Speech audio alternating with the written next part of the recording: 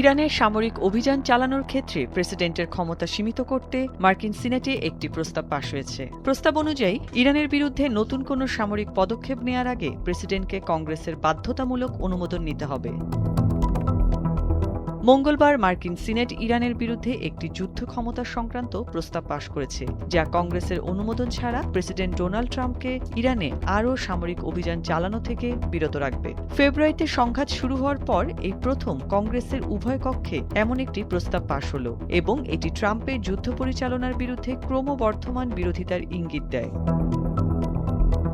Iran যুদ্ধ ক্ষমতা প্রস্তাবটি সিনেটে 50 থেকে 48 ভোটে পাশ হয়। এর আগে চলতি মাসের শুরুর দিকে এটি মার্কিন প্রতিনিধি পরিষদে অনুমোদিত হয়েছিল। সিনেটে বর্তমানে রিপাবলিকানরা সংখ্যাগরিষ্ঠ অবস্থানে রয়েছেন, তবে তাদের মধ্যে 4 রক্ষণশীল দলের বাইরে গিয়ে এই প্রস্তাবের পক্ষে ভোট দেন, আর একজন বাদে বাকি সব ডেমোক্রেট সদস্যরা এতে সমর্থন জানান।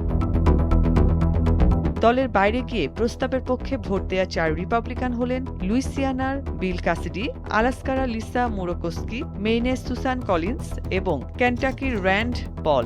এছাড়া কেন্টাকির মিচ ম্যাকনেল এবং পেনসিলভেনিয়ার ডেভ ম্যাককর্মিক নামে 2 জন রিপাবলিকান ভোট দেননি।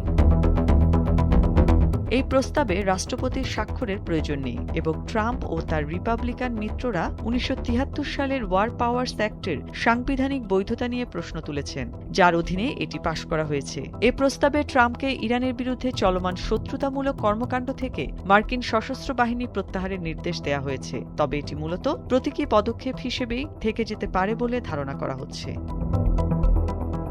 মার্কিন ইতিহাসে প্রথমবারের মতো যুদ্ধ সংক্রান্ত প্রস্তাব কংগ্রেসের উভয় কক্ষে সফলভাবে পাশ হয়েছে, যদিও এটি মূলত একটি প্রতীকী পদক্ষেপ হওয়ার সম্ভাবনা বেশি, কারণ ধারণা করা হচ্ছে এ প্রস্তাবে প্রেসিডেন্ট ডোনাল্ড ট্রাম্প ভেটো দেবেন। অর্ণব নাসির, ভোরের কাগজ।